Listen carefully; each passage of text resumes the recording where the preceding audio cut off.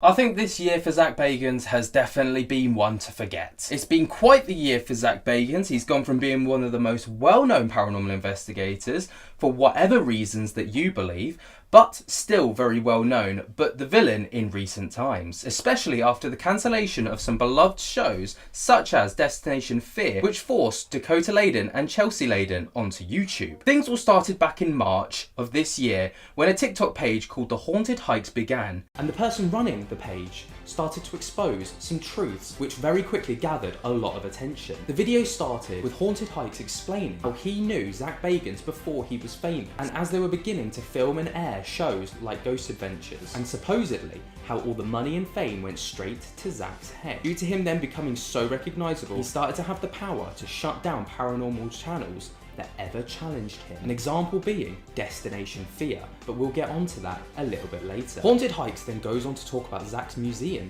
and how the idea was completely ripped off from someone else who was really famous, John Zaffis, nephew of Ed and Lorraine Warren, and who in his words is the godfather of the paranormal world. John had an outhouse out the back of his home, and in the underground of that house was his very own paranormal museum, and above were his working offices. And this museum was full of artifacts that John had collected over his many years of paranormal investigating, but kept it very private, as he was the only person that ever went in there. According to Haunted Hikes, Ed, Lorraine and John were the first ever people to put together a paranormal museum, and being friends of both John and Zak, Haunted Hikes mentioned to Zak about John's haunted museum, and Zak got on the phone to John and wanted to go and see the museum, which Haunted Hikes found incredibly odd, as this supposedly was very out of character for Zak Bagans. But before he went, he told John that he didn't want anything from it. He just wanted to go and see the artifacts that he'd collected over his many years. But both John and Haunted Hikes found it incredibly weird when Zak Bagans then turned up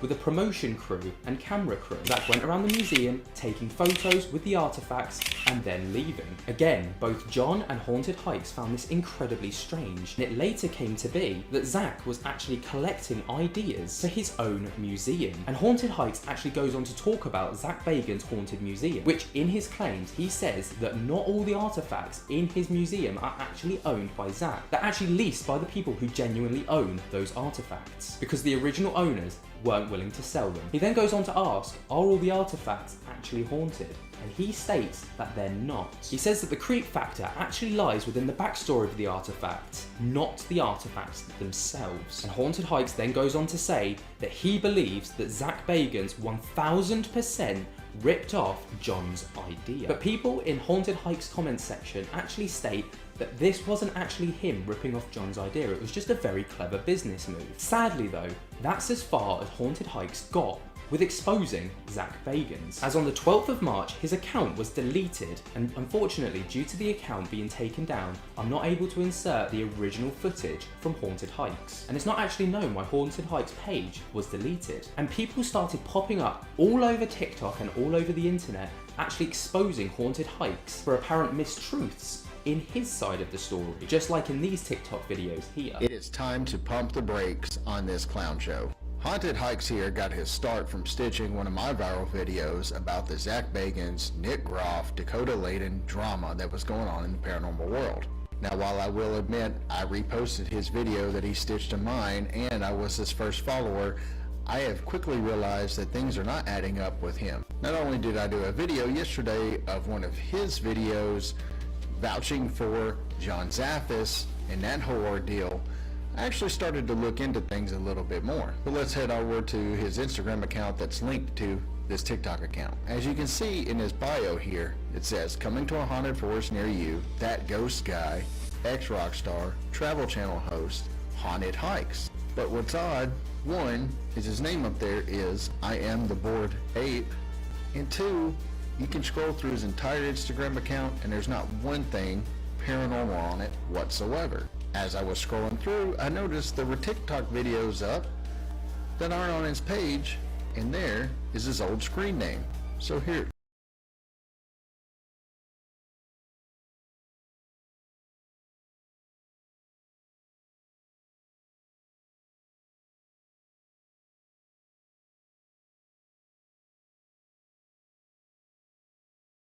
cringed so hard. Anyways, I go over to his other TikTok account that I found, and as you can see, there's that video we just watched. And if you scroll through here, it looks like he tries to do videos that are very trendy and that had gone viral, and he was trying to do his own version, trying to get some fame. I would like to point out there's nothing paranormal on his page, and that Instagram is linked to the same Instagram account. Hopping back over to his Instagram, notice how it says Travel Channel Host like we pointed out earlier. Well, I had a follower on TikTok reach out to me saying he had screenshots of conversations between him and Haunted Hikes. And because this person wants to remain anonymous, we will call them C. So C had a conversation with Haunted Hikes, and it goes like this.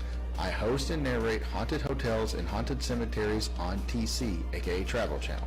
C replies, I looked up those shows online and there wasn't a Drew at all. It's so confusing. Suggesting that earlier in this conversation, Haunted Hikes said his name was Drew. After scouring the internet trying to find the name of that show that he talked about he was associated with Travel Channel, the closest I could get was Haunted Hotels, which was on Travel Channel, but recall that he said he hosted and narrated that show and his name was Drew. Well, this is narrated by Dan Riordan, who I couldn't find a picture of him, but it doesn't match the name Drew, but we'll give him the benefit of the doubt and give that one to Haunted Hikes. Haunted Hikes, or Drew, replies back, no worries, I've had 3 entertainment names in the last 15 years. Do you watch AHS, American Horror Story? And C responds, absolutely. Why do you have to use 3 different names? And completely sideswiping that question, and Haunted Hikes responds, I am the voiceover for Twisty the Clown. Yes, this man did say, I am the voiceover for this extremely popular character played by an even more popular actor, which as you can see here was John Carroll Lynch. Yeah, this guy. You guys know who that is. Yep, he claimed to play a voiceover even though a voiceover was never done for that actor in that part.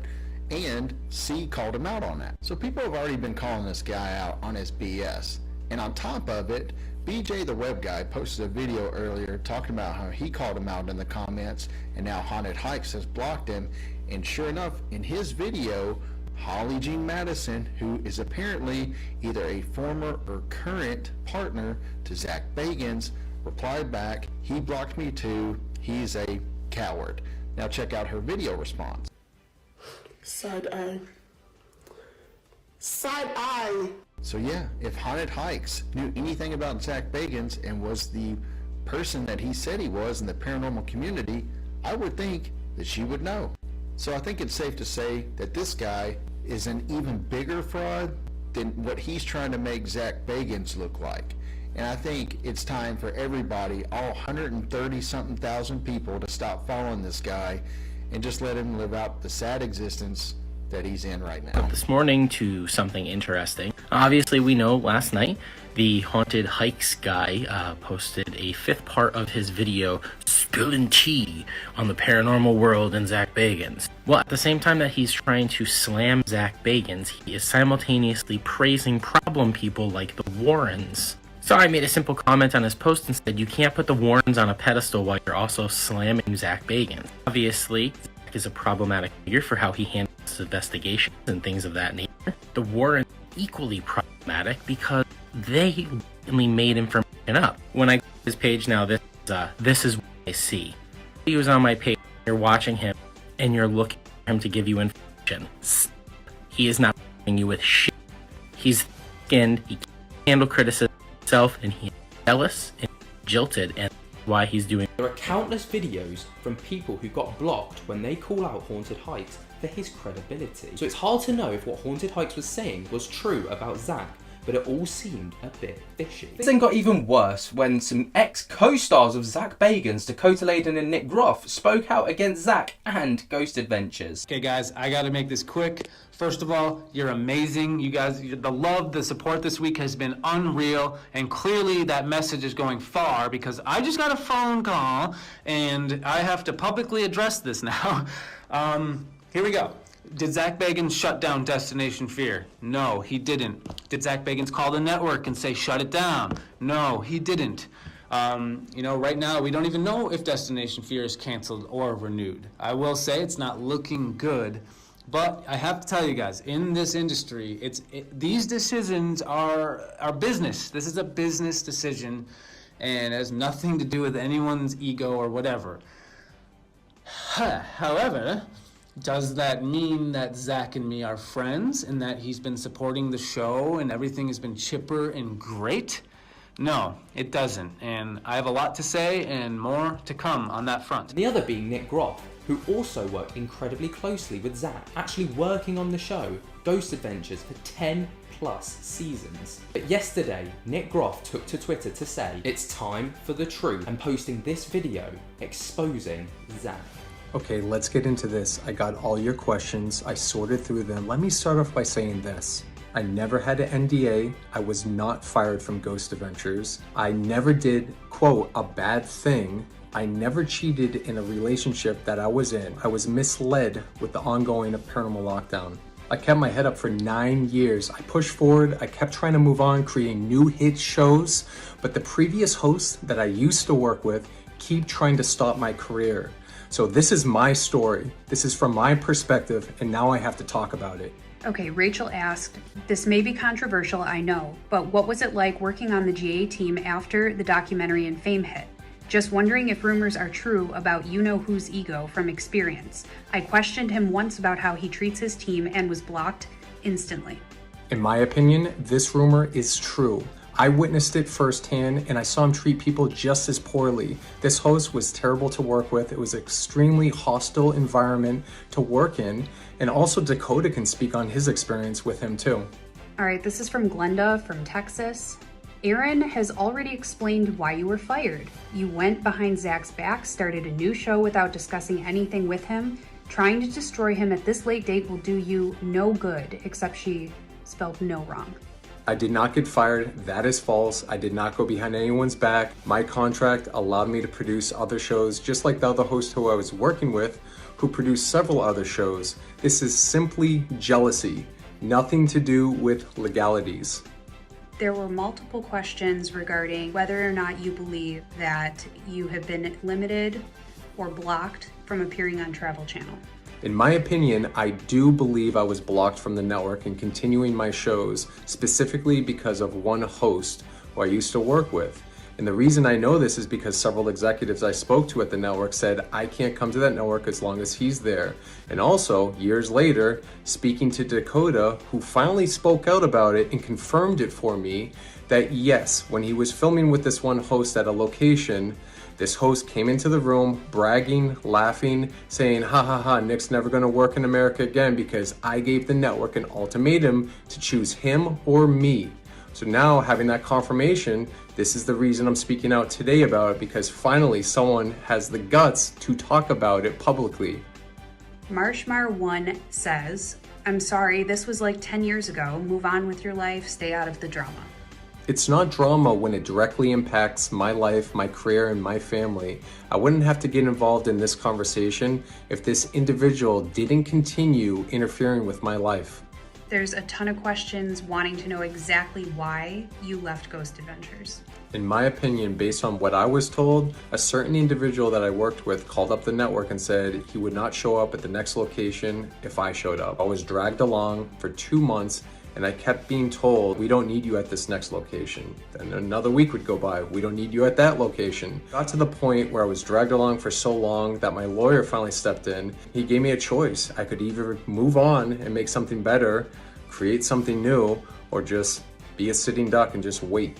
So I chose to move on and create Paranormal Lockdown. Okay, so this brings me to a bunch of other questions that have to do with Paranormal Lockdown. People want to know what happened to Paranormal Lockdown. Many of them are saying it was my favorite paranormal show of all time.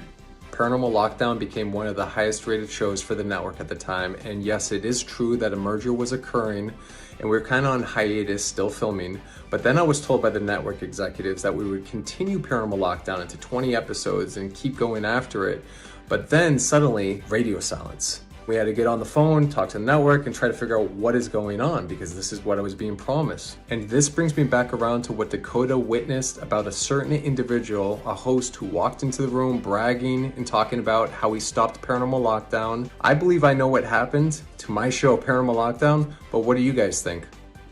A lot of people have sent screenshots or even tagged us in the original tweets that Zak posted years ago, and it goes like this. Zak says, anyone out there who gets fired from a job for doing bad things can't use said job as a resume of achievements, total deception.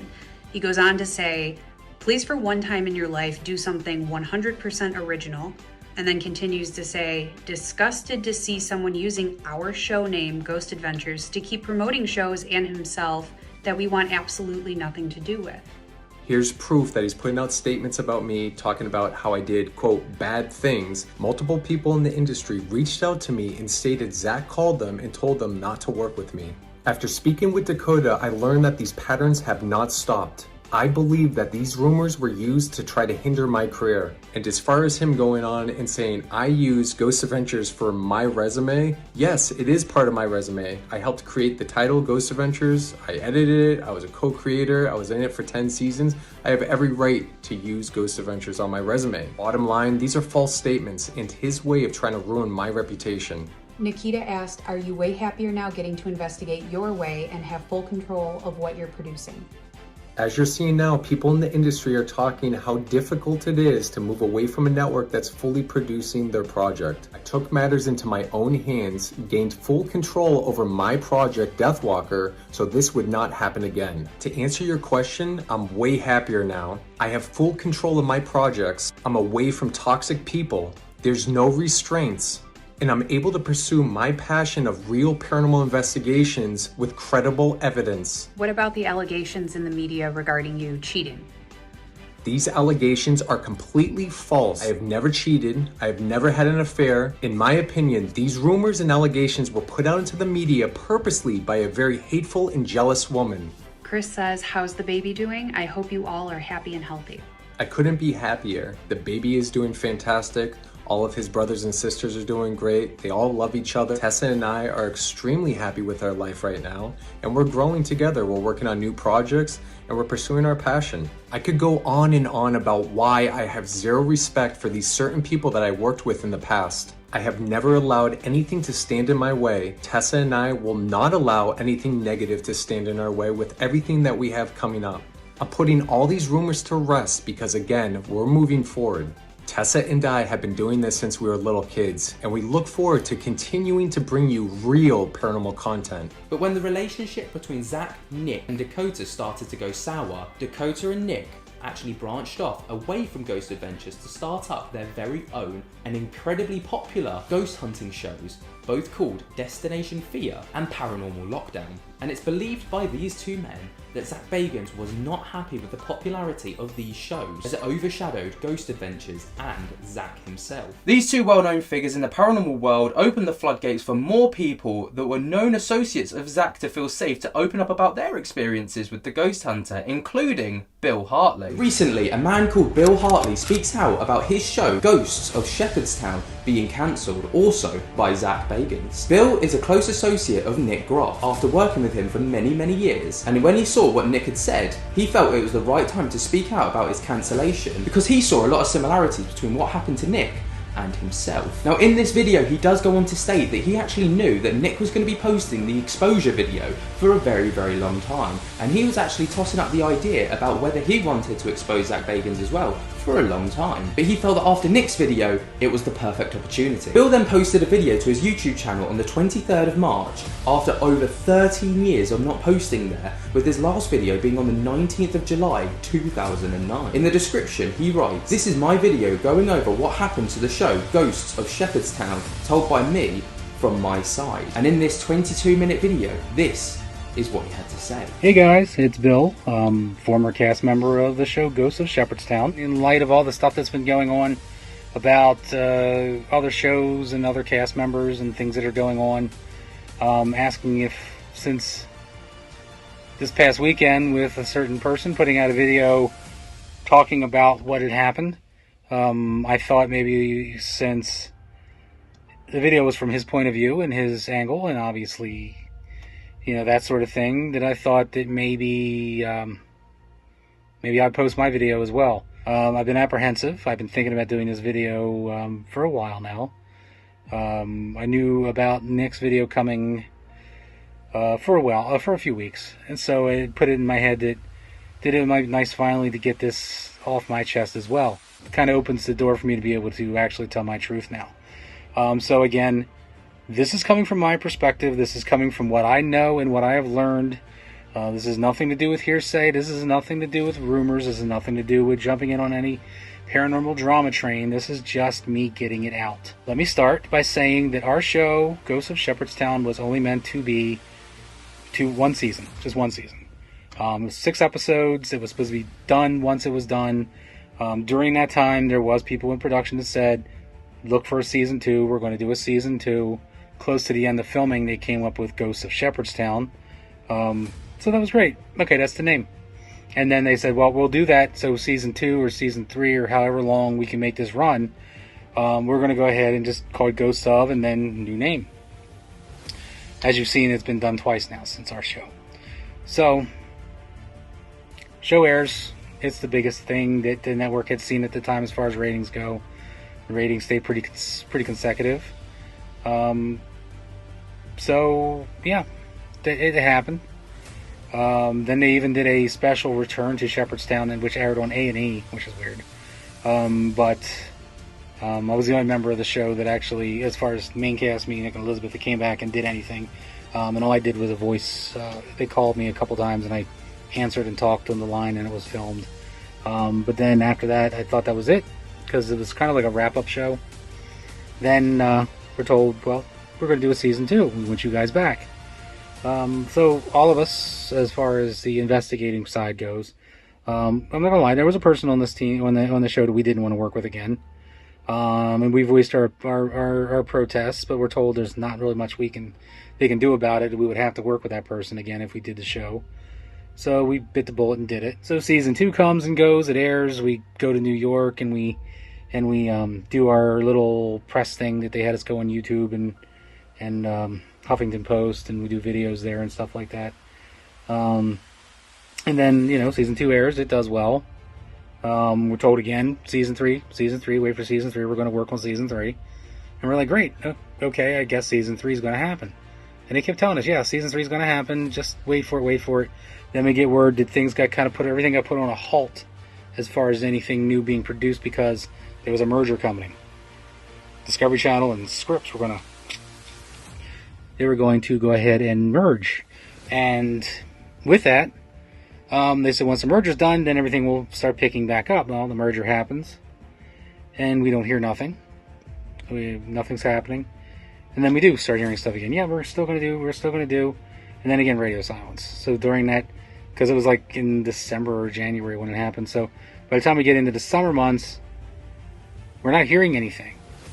But then, not just on my side, but on other cast member sides, we started getting messages, calls from people in Louisiana.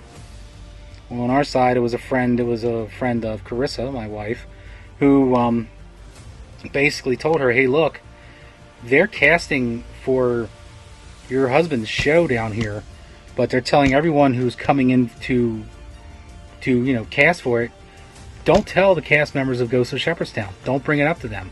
They don't know what we're doing here. Another one of our cast members got pretty much verbatim the same thing from somebody else down in Louisiana. And we're calling each other and saying, are you hearing this? Yeah. Are they down there? No, they can't be recasting us. They must be just casting for other people, because we knew going in at the end of season 2 that if it was a season 3 in a different town, that they wouldn't be using the other people of our show, like our historian and our psychic and people like that wouldn't be returning, because to the show it would make more sense to use people who are local to whatever town we're filming. So that was where we were at points, but then we started continuing to hear these rumors. More people were saying, yeah, they're filming for a new Ghosts of Shepherdstown down here in Louisiana. So we start messaging and we start commenting back and forth to both network and our production side. which are two different entities. Just always keep that in mind. There's a production side and then there's a network. They give the money to production. Production does the filming for the show. So we're getting back and forth with them, and they're like, no, what don't you talk about? What don't you talk about? No, you guys are it. You guys are it. And then eventually it comes back. Yeah, we're not bringing you guys back. Couldn't quite figure out why. We asked why, this, that, and the other. And eventually, on my side, someone from the production side told me, yeah, they're not bringing you guys back because now that the mergers happen and Discovery and Scripps are now one, and Scripps side had Ghost Adventures, that a particular, let's just say, douchebag in glasses decided that he didn't want to work on a network with a former cast member.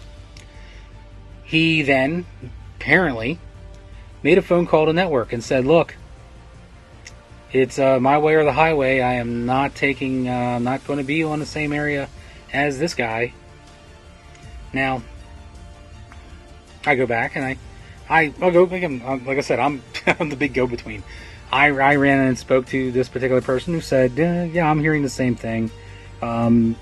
He said, well, let me see what I can do. In the meantime, I'm talking to someone, one of our people on the actual network side, and they say the same thing. Look, the issue isn't with anybody in the cast except for Nick. This guy made a phone call and basically said, look, I don't ever want to see him working on this network. Now, instead of what I thought, what others have thought, what others have said, including Nick himself, was basically, well, if the guy's a problem with me, it's no sense torpedoing the entire show and basically screwing over everybody who had been sitting for more than a year waiting to do this season 3. Just recast Nick and bring everyone else back, or who they were going to bring back.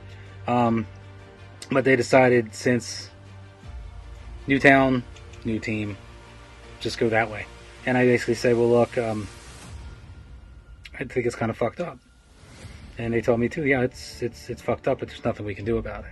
Someone on production side suggested that maybe, okay, you guys are out of the show and everything else, but maybe we can find a way of doing a workaround to bring you and Elizabeth in for a cameo or part of an episode, just to kind of make it look like our new team is having issues and they need your guys' help to come down and help solve whatever that particular episode was going to solve. And I think it was pretty unanimous. We all said, no, we're not going to do something like that. We strategically all go to network and say, let us out of our contract, because if something else was to come along and somebody else wanted to use us, we didn't want to be bound to a contract for another year, which was where it would have started at, for us to sit around and twiddle our thumbs. So we get out of our contracts. Little did we know, after we got out of our contracts, we had also, for the most part, be blackballed. Do I know this for sure? No, but if you think about all the other paranormal shows that have run and gone away and then come back, or another show comes back with these cast members, almost in a circle. And not to call anybody out, because I don't, like I said, I know these guys some, but I don't, I don't know them, but I know that they're good guys. But let's take the Ghost Brothers, for example. I mean, they've had like 4 shows now on that network. Each one is a different show because the one gets canceled and they just bring the guys back. To this date, since we got out of our contract, I've never heard anything from the network or any production companies. And like I said, it all stems from one phone call from one douchebag in glasses that basically put everything in motion. Now, whatever their issue was or is, it's their issues. It's not mine. It's not anybody else affiliated with my show's issue. We weren't part of it. We were just collateral damage from it. It's hard to trust things now, But as far as, again, us, it was that douchebag in glasses that and made his phone call that got our show canned. But if you keep in mind that we filmed Ghosts of Shepherdstown before Paranormal Lockdown hadn't even started production. In fact, the last day of our filming, Nick got on a plane to go start his show. But the way production was and the way the network aired things, Paranormal Lockdown got put on first. So he got that season, and then after season 2 of Us, he was already working on season 2 of that show. And then, of course, then you know what happened with Network. Yeah, that guy got his way with a phone call, and I don't think it's fair. I don't think that it's fair that people had to go through things. And I know people are going to say, well, what did you go through, or this, that. This was a big thing for all of us that worked on that show. Just being kicked to the curb for no other reason than a few backwards conversations about that phone call, and how because of one person's disagreement with another that everything had to basically ship over to something else. I think karma is a real bitch, and I think that now that people are telling their truth in regards to certain individuals, namely a douchebag in glasses on an adventure, can basically suck it real hard, and I know he likes that. And basically, I hope karma comes and bites him in the ass, because there's a lot of truth being told now. A lot more people are going to be out there. It's not going to be just me. It's not just going to be Nick and the cast of other shows. There's going to be other people that are going to come out that are going to say the same thing. And basically, karma's a bitch, my friend, and it's coming. It's coming. There was also a slew of people coming forward with controversies that Zak and the show had been involved in. This accusation comes from Zak himself, actually, in an LA Times story that ran in 2022, where he took a reporter through LA's famous Comedy Store. And I quote, "I am sick and tired of people calling me overdramatic. It really upsets me. I'm a magnet for energies, and I can't turn that off. I'm a hyper-empathetic person. You start crying, I'm probably going to start crying too." Number 3. Zak Bagans is douche Bagans when Ghost Adventures visits certain locations. This is an informal accusation, and it's one that I covered in my other video on Zak Bagans. And these are informal accusations I've heard secondhand from locations that I've been to that Ghost Adventures has recorded investigations at. It is said at these locations, which will remain nameless, that Zak and the Ghost Adventures crew can be off-putting towards the people who work there, can be notoriously demanding, and furthermore, sometimes they don't even finish filming, as on the third day they'll be out drinking, and often the camera crew will come in and grab B-roll on the third day. Once again, this is where the nickname Douche Bagans came from. Now this point made me stop and think, because a lot of people in our comment section over the past few videos that we've made about Zak have actually backed up this potential allegation, with comments such as, "I know 2 haunted location owners. They both said Zak Bagans treated them terribly. Zak threatened to sue them if they allowed any other TV shows to record an episode at their locations. These 2 location owners had to hire lawyers to fight Zak's legal threats." And with other people chiming in with things that they've heard surrounding haunted location owners and Zak himself. The Conjuring House survivor said that she walked off due to how disgusting and disrespectful Zak's behaviour was. Her name was Andrea Perrin, and her family was the source of the movie. She is on many YouTube shows and is the kindest lady, so I know she's speaking facts. And another person stating, "I read that Zak bought the Demon House and then had it torn down to keep another famous producer of horror movies to benefit from it. That's petty." Now, of course, these claims are unfounded at the time of recording, so we need to take everything that we hear with a pinch of salt. With more controversy surrounding the show resurfacing, when popular TikTok page Utah Paranormal uploaded a video with the caption "Ghost Adventures Debunked." And after watching the video, it is a resurfaced clip that the Ghost Adventures crew tried to cover up and hide. But during a live episode, Zak Bagans, one of the lead hosts on the show, is talking to their expert witness when they said, "I don't think this is going to work in your favour," with the script that was written. And this is what happened. Remember during the Ghost Adventures Halloween special live stream? Well, maybe some of you didn't catch on to this, where Zak was caught red-handed scripting the entire thing, and their expert witness had no idea about anything Zak was even talking about. And at one point said, "I don't think this is going to work in your favor with the script that was written." Check out this clip. Can I ask you a question, Rabbi? Yes. Are you familiar with a Dybbuk or Dybbuk box? I read up on it today because Dybbuk box I read about it. Okay. Are there demonic possessions in not that much that I believe that it really could have, that they could take control of you, that I would be concerned about it. All right. So that may not be good with your script, but that's my personal belief. Okay,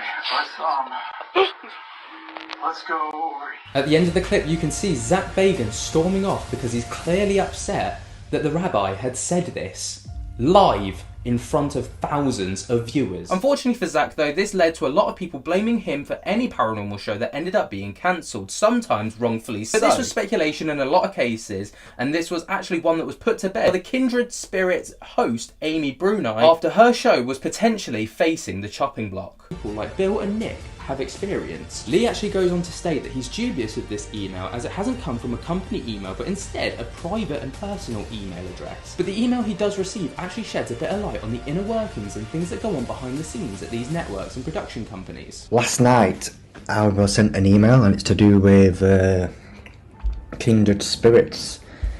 I have no idea if the email is legit, but I'm going to read it out. It says, "Hi Lee, I hope you don't mind me sending you this mail. I would like to remain anonymous, please. I have watched your recent videos on YouTube about Destination Fear and Ghost Adventures.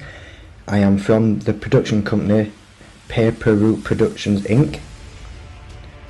Right now, things are not so great for our show Kindred Spirits. The network has gone silent and there is no news of a new series of the popular hit show Kindred Spirits. We have had no bad dealings with Zak Bagans from Ghost Adventures and we are not saying it's anything to do with him. There is a number of budget cuts happening right now and everyone is fighting for the top ratings to keep their show on air. The tensions are very high within the network right now. I will keep you in the loop if anything occurs. Please keep my name and email private if you show this communication mail." So I wasn't quite sure if to talk about this or not, because this is the email of this is not the production company. It looks like it's from a private account. Lee then does some digging into the situation to try and verify the claims that were made in this email, and these are some of the things that he manages to find. Amy's page, which is Amy's the lead investigator of the show Kindred Spirits. So this was yesterday, 1 day ago. "Watch our show tonight, friends, thank you." And this is like a Twitter statement post. "Hey friends, it's no secret there are a lot of changes happening on the network we are with. I also know they still have almost a year of paranormal shows and premieres lined up for you guys. That being said, I always assume every season of Kindred Spirits is our last. So while my love and support of the fabulous people who work behind the scenes at the network and our production company does not waver, I respectfully ask if there was ever a night to watch Kindred live or the day of streaming, today is it." So it says Amy's Twitter, "Hey friends, it's way too soon to know if Kindred Spirits is being renewed for season 8. The best you can do is keep streaming. Tell your friends and let the network know you'd like more episodes. Also, despite rumours, no one on the network is trying to have us," it continues, "cancelled.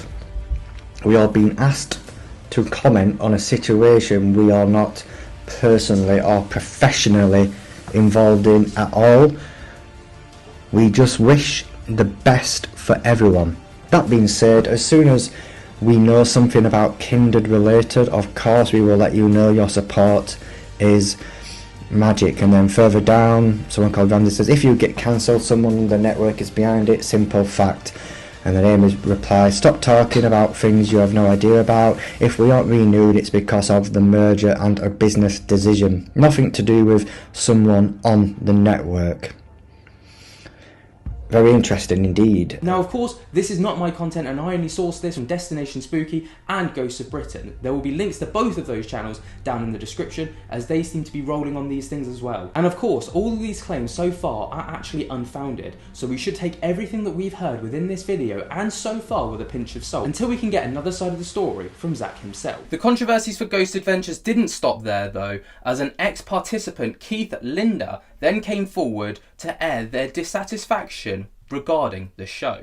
Demons of Seattle. In this episode, Zak and his crew went to Keith's house to investigate their supposed haunting that they'd been experiencing within their home. In Keith's words, the episode was one of the most controversial to date, with the Ghost Adventures team walking away with no evidence at all. When the show aired, Keith and his family were slammed by the public for, quote, hoaxing the situation and, quote, wasting the Ghost Adventures team's time, which was an incredibly challenging time for Keith and his family. Keith also believes that the episode was edited in a certain way to control the narrative of Keith's story, believing that they weren't true to the actual story and the way that Keith was trying to put everything across. Due to this, Keith reached out to the production team behind Ghost Adventures to see if they could put out a statement to try and calm the backlash down, but they never got back to him, leading to many instances of him and his family being absolutely berated online, sometimes even racially. My name is Keith Linder. This video is on my YouTube channel with my other 500 or so videos. Those interested in what those videos are can just Google Keith Linder or Keith L on YouTube. But let's get right to it. I met Zak, I met Ghost Adventures. I was on the episode titled Demons in Seattle. That episode aired February 28th of 2015. And it was a very controversial episode, very controversial. It was one of the few episodes in the history of Ghost Adventures where they left a location, that being our house, with no evidence of poltergeist or what they would call a demonic activity. And it created a firestorm online and social media. It created a firestorm in the paranormal community, mainly because them leaving empty-handed. People thought me and Tina were hoaxing or attention-seeking. Thought we were blowing our claims out of proportion. And the episode, when it originally aired, me and Tina were not given any preview of the episode when it originally aired. That was weird. We saw it the first time the world saw it the first time. And we were attacked. We were attacked and were viewed by many as wasting Ghost Adventures time. How dare we pull them in and waste their time, suggesting as if we have any control over what the spirits do. And we took a lot of slack for it, Tina especially. Tina was attacked online. Tina is a smart, intelligent, beautiful black woman. There were caricatures of her drawn on both Twitter and Facebook. And I, being sort of the lead, if you will, between me and Tina, went to Ghost Adventures, went to the production crew. We had not heard from them since. It came November of 2014. The episode aired 2015, February. And we had not heard anything. Dead silent, cold silence. And then when we were attacked, I went to them to ask them could they sort of do something out, to put a statement out there that will lessen the attacks on us. You know, sticks and stones, they say, can't, may break your bones and names will never hurt you. But the toxicity, the venom, the caricatures, the racial epithets being hurled at Tina and me and myself. People were calling Tina the demon lady and misdrawing her and posting pictures of her in a bad way on Twitter and Facebook. And all I wanted to do was ask Ghost Adventures to sort of put a statement out there to sort of lessen that, tell their fans to calm down, walk it back a little bit, but they didn't. And I was very put off, secondly, by the way we were portrayed, meaning that if you watch the episode, Demons in Seattle, the way it was put together, edited, suggested that there was something nefarious going on, or there was an innuendo implied. Several statements made, several questions made, questions that, and I being, there when the episode was filmed, no were rhetorical, asking questions to each other, sitting at a round table, or these were rhetorical questions that they knew the answer to.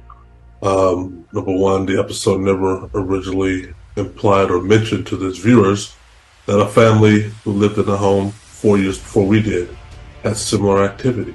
They never said that on the show. Keith then goes on to say that after the Ghost Adventures team came over to his house, he had multiple people come out to his house. These investigators stayed in his home for a while, and in Keith's words, walked away with substantial evidence of, quote, an intelligent haunting, which validated Keith's claims, and all of this evidence was published immediately, with these findings being published by some top people within the paranormal community, even having a parapsychologist come out and confirm his claims. He sent these findings over to the Ghost Adventures crew in the hopes that they would be able to update their viewers on developments within his home, but this never happened. Our claims were proven to be true a year and a half to 2 years after Ghost Adventures left, when another team, two teams, a North America team led by Nikki Novell, who was the name, and her team assembled and found evidence, lived in the home for 3.5 weeks.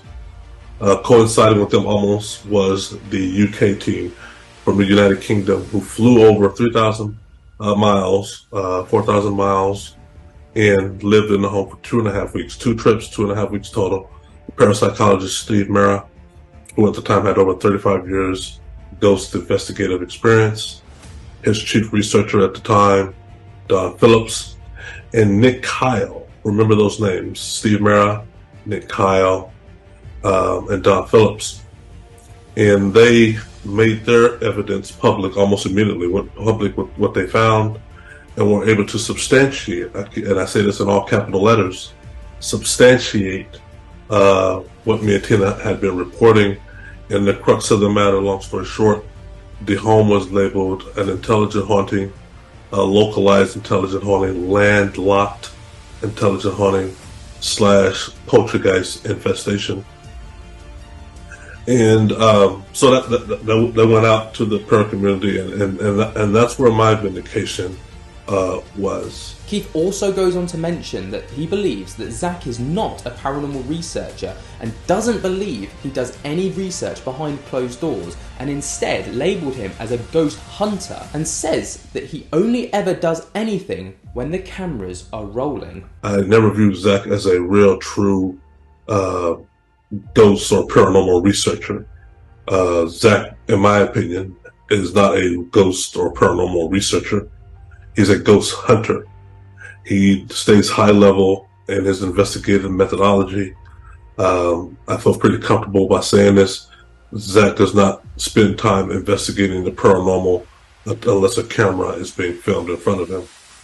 He's not one I can picture doing homework. Keith then ends the video by stating that he's saddened by the fact that Zak and the Ghost Adventures team left him and his family out to dry on national TV because they didn't find anything. Yet when other people did find things, there weren't any rectifications to help Keith and his family from getting a bombardment of online abuse, sometimes even racially profiling. My conclusion is, my summation around Zak Bagans is, and this is based on my experience with him, and how he handled our case, and how he could be orchestrating or these revelations about him, and how he had the Demon House demolished soon after he concluded his investigation, makes me feel with a near 100% surety that Zak has set himself as some sort of, Michael Corleone leader of the paranormal community, if there should happen to be one, in regards to entertainment, in regards to what shows make it to television, in regards to subject matter. He wants to be at the tier top. Anything he views as a threat that doesn't necessarily have his name on it, he doesn't want it to be around. He may go to the network and say, I'm going to take my show and go elsewhere, or I'm going to sit this one out, or whatever they do behind the scenes to cut people off at the knees. I believe that. I believe this is something straight out of Zak Bagans' playbook. He's not one to work well with others. And this is not a personal attack. I know Zach has friends, and he's right to have friends. And I'm pretty sure he has allies. Some will probably come after me after this airs. And he has fans. And he has orchestrated his fans in a way, through years, through careful TV programming, to think of the truth as relates to the paranormal as only coming through the prism of Zak Bagans, and that's wrong. I'm a firm believer of the paranormal, especially malevolent activity. I'm a survivor of it. I lived it. I lived 4 years in a Bothell house, suffered greatly. I have tremendous PTSD from that experience. I still occasionally do have paranormal events happening around me, and I'm no longer in the Bothell home. So I'm a believer in that.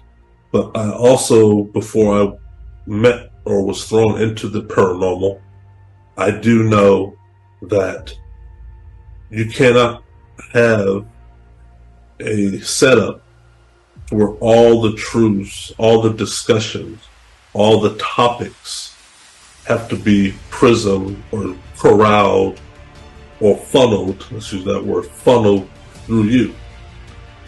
There needs to be a debate. There needs to be a difference of opinion. There needs to be a analysis. There needs to be a peer review of the evidence that any paranormal investigator captures. You need to share it with skeptics. You need to share it with your colleagues.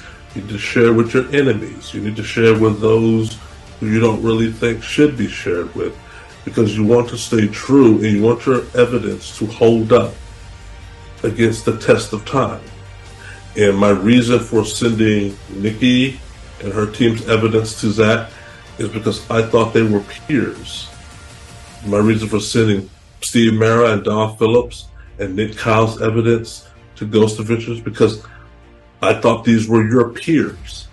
And for you to go on TV and to play otherwise shows a real character flaw, shows a level of narcissism, a level of being egotistical, thinking that it's my highway, you know, I run and control what's on the Travel Channel. I'm the content manager, talking about Zak Bagans. And that's wrong. That's wrong, but it's not against the law. But there is an ethics to there. And I think Zach is exposing, or what has recently come out about Ghost Adventures and Zak Bagans in particular, exposes his character flaw. What you're doing to your colleagues is shameful, and in my opinion, is an embarrassment. But it does fit the profile and the actions you did to myself and to Tina, and how you handled our case and how you betrayed us on national TV.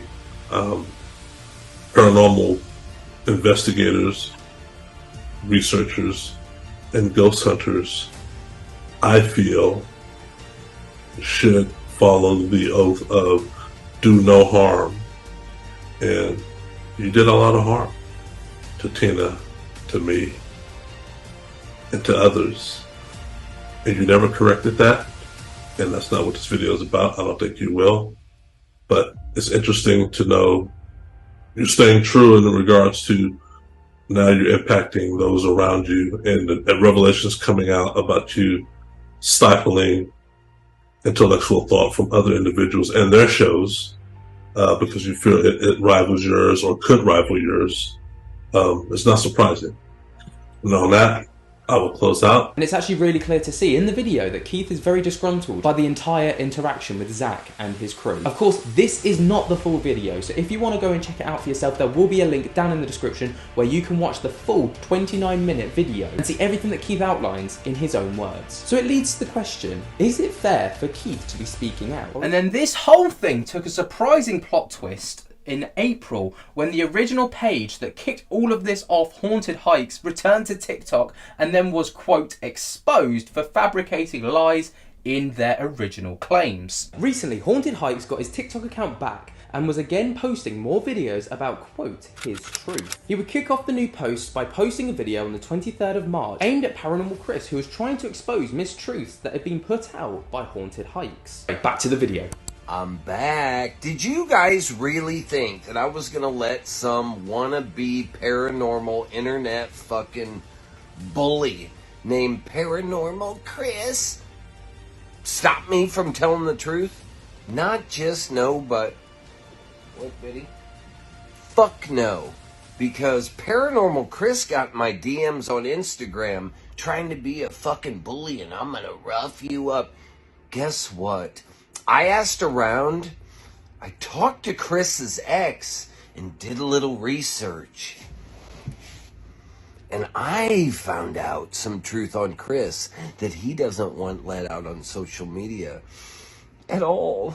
At all, I bet. So, Chris should probably shut the fuck up. How about that? Anyway, Biddy's the real star of TikTok right here. Boop, boop. He said that he's missed all you guys. I gotta tell you, Nick with his Twitter whole video, holy shit. Did he take the pussy way out with his fucking, my ex-host, Zach. But the host that I worked with, Zach, you know how many lies Nick told in that fucking 6-minute video? That I'm 100% know for fact he told 3 fucking lies that I'll tell you guys about. I'm gonna expose him too. Fuck him. If he's gonna just roll over and be ZDB's, Zach Douchebag as he's known in the industry, his little fucking whipping boy, man, truth's gotta come out. I know it. I can tell it. I got proof to back it up too. Like I said, Biddy's the superstar of TikTok. And Paranormal Chris, by the way, I got parts 5 through 50, 60, 70 coming up. Stay tuned. But for Paranormal Chris and his wannabe, I'm an internet bully, because he can hide behind his phone because he has 0 experience in paranormal field whatsoever. 0 experience in the paranormal television field. I got 1 verse for him. I'll see you guys soon, by the way. This goes out to fucking Paranormal Bully Chris.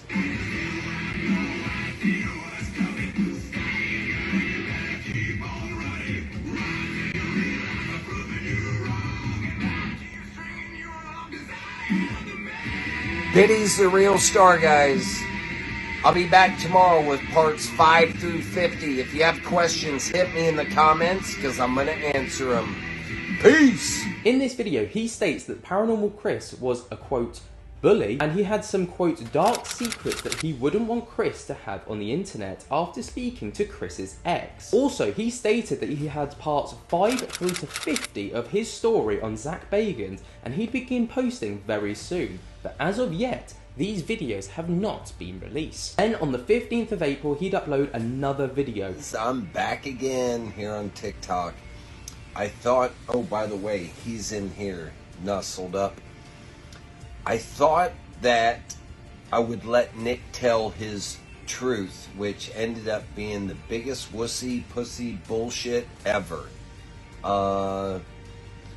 He hand-picked the questions. He didn't even fucking cover what you guys want to know. Was Ghost Adventures ever faked? Was shit hoax? Was shit set up? He took the easy way out. I'm going to do a whole ass video on his video. And I like Nick. Nick's cool. He's a good investigator. But he lost me at Paranormal Power Couple. Really? That's what marketing is today? Is he saying in his intro, Paranormal Power Couple? Get the fuck out of here. Anyway, I only have 5 minutes, so I got to talk quick. In 2010, I did a paid event with GA at Eastern State Penitentiary. Okay? They had filmed an episode in early, I believe, 2009 that aired in the summer, June, July, August of 2009. We were going to do this paid event where you guys paid $150, I think it was, for a 2-hour ghost hunt with us and GA. Aaron was there. Everybody was there. ZDB. Zach was there too. If you have questions about this, by the way, let me know down in the comments. Because I am the one that answers your comments, nobody else. I don't have a team. He's asleep. I do the answering of the questions. And I think for $250, you got a VIP experience. You got a meet and greet for like 20 minutes prior. Well, there's always a staging area on these paid ghost hunts, just like a haunted house. There's a staging area where someone tells you, a great storyteller will tell you the story, give you the chills. It's all about the preconceived notions, right? Because preconceived notions will scare the living shit out of everyone. But, and of course, Eastern State Penitentiary, pinch, pulled, scratched, hair, picks on women, shadow people, apparitions, blah, blah, blah. I spent a day and a half before the event in Eastern State Penitentiary. All I heard was old building creaking noises. Creak here, creak there. Anyway, we're like 7-8 minutes into this paid ghost tent from you guys, the fans. And I hear this boom, boom, and the whole ground shakes. Everybody's, what was that? What was that? And Zach was like, oh, what the hell was that? And I was like, it's so fishy, like starting right off the bat with this. I scurried ahead down the cell block, like maybe 200 feet. And on the right, there was this door that said electrical room, employees only. I open the door, it's pitch dark. I reach around, find a light, turn the light on. There's a GA crew member. Literally, I catch him beating on the wall. Bang, bang, bang, which was the boom, boom. Because it's like steel, right?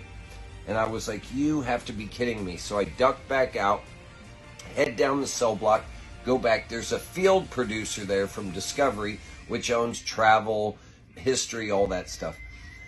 And the field producer's like, what's up? I was like, I'm out. I don't do this fake setup bullshit. That's just not what I do. And he was like, oh, so I go back to my hotel. Anyway, I had been friends with Zach for like 3 years at this point. Didn't know anything about this bullshit setup. It really fucking pissed me off. It kind of threw like this weird awkward moment in our friendship at the time.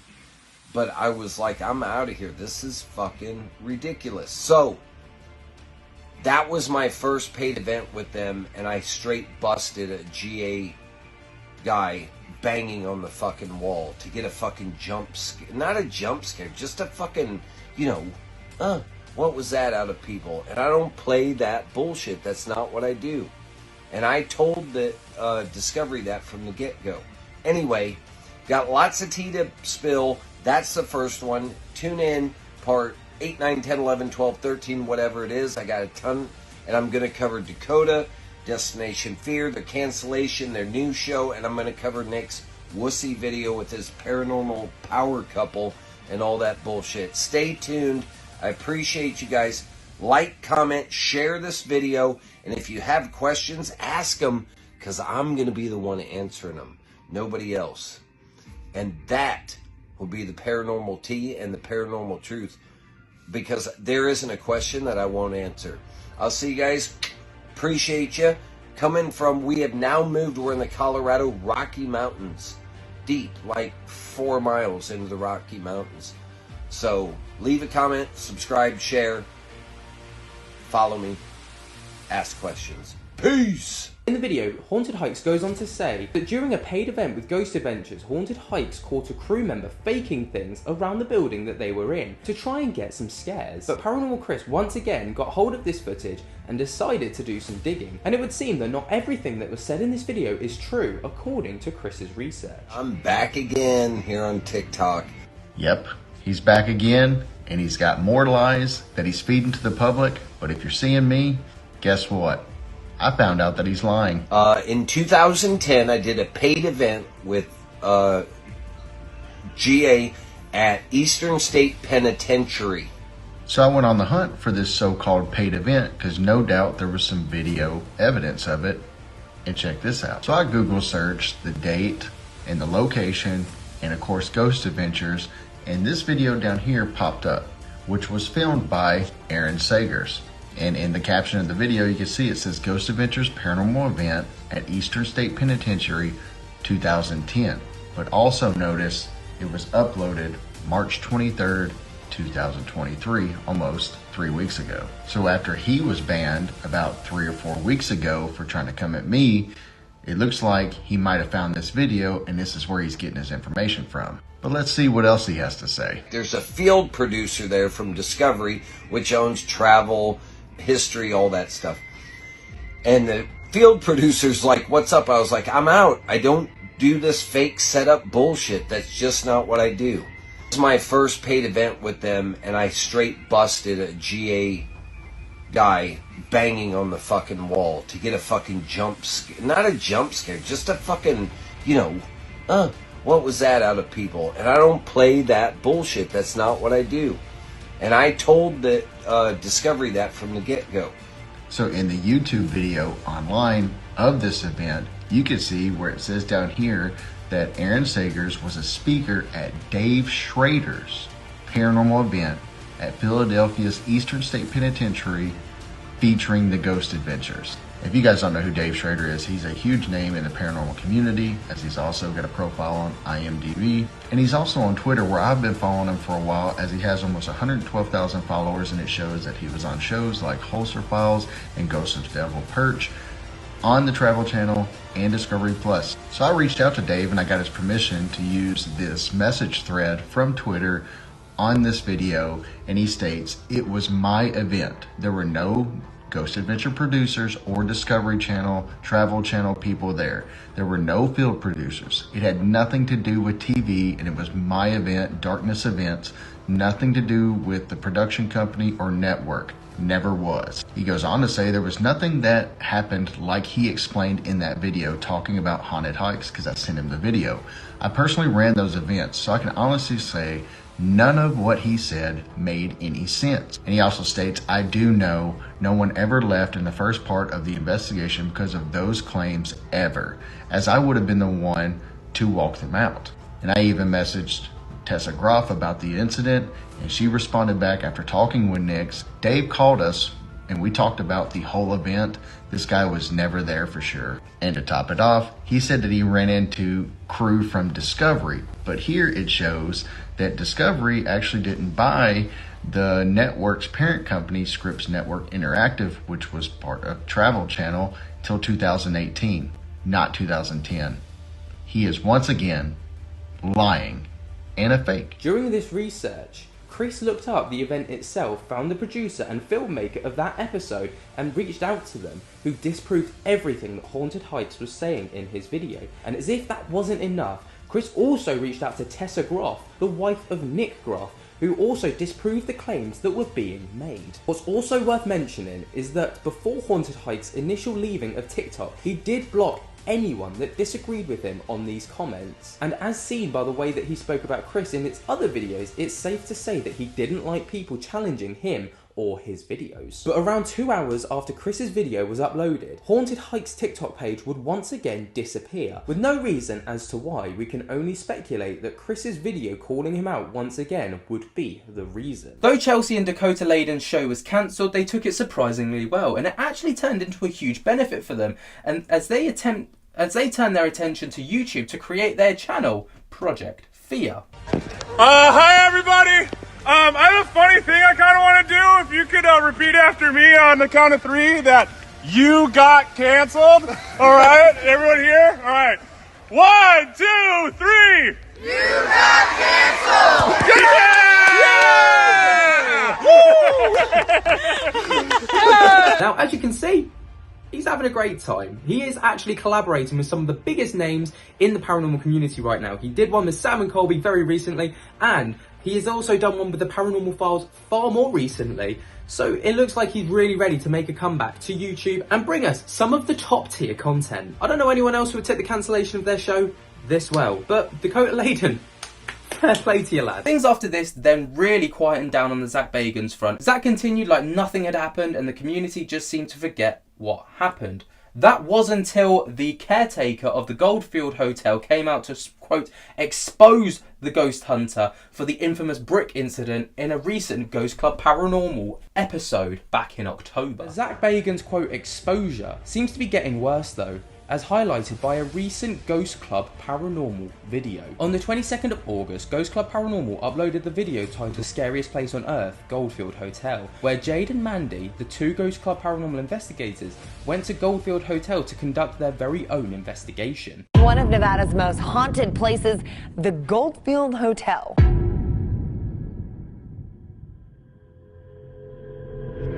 We're in the mother Goldfield Hotel. It's just myself and Mandy in this hotel. The Goldfield Hotel has captured global attention for decades. What was once Nevada's most famous hotel is now known for its terrifying reputation, being named the scariest place on earth, home to multiple dark entities who will scratch, choke, and attack the people brave enough to enter. Some people leave after only a few minutes. So we are challenging ourselves to last the whole night.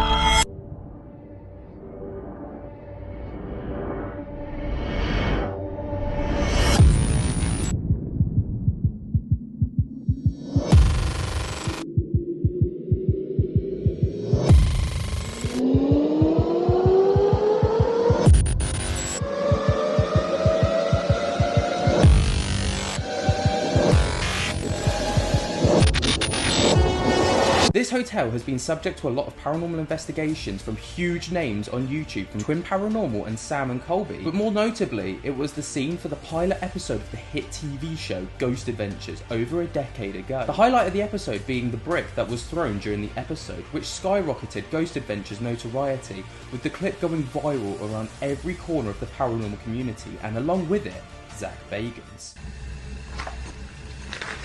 It's coming from back here, bro. Hold on. Okay, we hear you. We hear you, and we don't think that you're a very nice spirit because you're making noises, you're throwing. But we have no fear of you. Okay? We have absolutely no fear of you.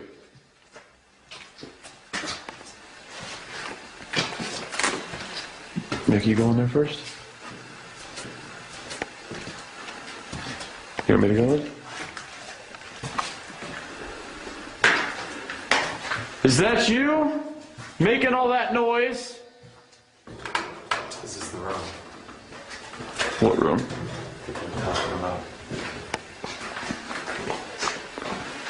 Is that you making all the noise? Holy, oh my God, holy. Stop! Stop! Go!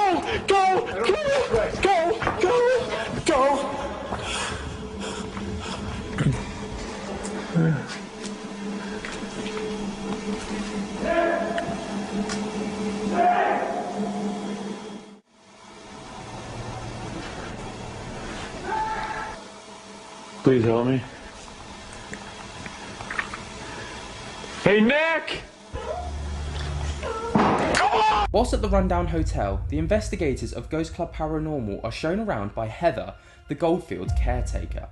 And the guy that was with me that was doing the investigation stuff, he's like, "Are you okay?" And I just, no. But I just, couldn't say anything. I couldn't speak. I just went, I'm not the only person he did that to. And when he choked the guy that I know, there's multiple people. Yeah, the spirit box was saying throat choke, and this guy's choking the whole time. And I was just about to say I could feel cold like all around me all of a sudden. I also just saw a flash of light. And my granddad comes through when, everybody knows this by now, but my granddad comes through when dark spirits are around. Nice. See how it's built. He makes a very interesting comment when walking down the stairs and into the basement, referencing Ghost Adventures. So this is just a weird room, not a lot. I don't catch a lot in here, and it's just a weird energy in here. The only thing I've ever heard was a thump in here, and how did it happen? This is where the brick was thrown. It was faked in here. Now that Heather cleared up that Ghost Adventures brick throwing incident, Mandy and I make our way to the foyer, where activity is already kicking off. Now, Jade seemingly brushes over this comment, favouring to progress with her video, but I've had countless people reach out to me to cover this in an episode of the Paranormal Roundup. After doing some research into this claim by Heather though, it brought up some very valid questions about the validity of her claim. Heather hasn't been a caretaker at Goldfields for that long, and wouldn't have been taken on until after the changing of hands of the hotel from Virginia Ridgeway to the local antique shop owned in 2016, which was roughly 5 years after the episode aired, and there being no mention of any caretakers in the recent 2021 special documentary on the location. It's led to a lot of speculation on whether she has the credibility to be claiming the incident as, quote, fake. After continuing my research online, I found a Reddit thread surrounding this video and the claim that she was making, and everyone was skeptical of this specific claim, with people even suggesting that the claim was made up to try and stop people from breaking into the site to search for the afterlife for themselves. After all, she is the caretaker, and her top priority would be to try and stop any vandals from getting in at any cost. So, I think it's safe to say that it's been quite the whirlwind for Zak and the show as a whole. They seem to have weathered the storm quite well, and they seem to have come out of it quite unscathed. But, I mean, it was a win-win on all parties. Dakota and Chelsea Layden have gone on to do their own thing. Nick and Tessa Groff have gone on to do their own thing. Zak's continuing to do his thing. Ghost Adventures is continuing to do its thing. And it's even had some star guests like Twin Paranormal, who made a feature in some of the most recent episodes, which was absolutely huge for them. But what do you make of the whole Zak Bagans Ghost Adventures controversy over the last year? It has been one of the biggest stories of this 2023, which is why I wanted to kind of compile everything together as one of the major stories of the year in the paranormal community. It's one of very few that happened, but it was by far the biggest, maybe just edging the whole Cody and Satori situation. But let me know what you guys think down in the comments below, and while you're down there, you know what you need to do. Jump to get the hell out of that like button, subscribe if you're new, and tickle my little bell so you get notified whenever we upload. And until next time, I hope that you guys have enjoyed, and I'll see you in the next video. Speak to you later. Peace.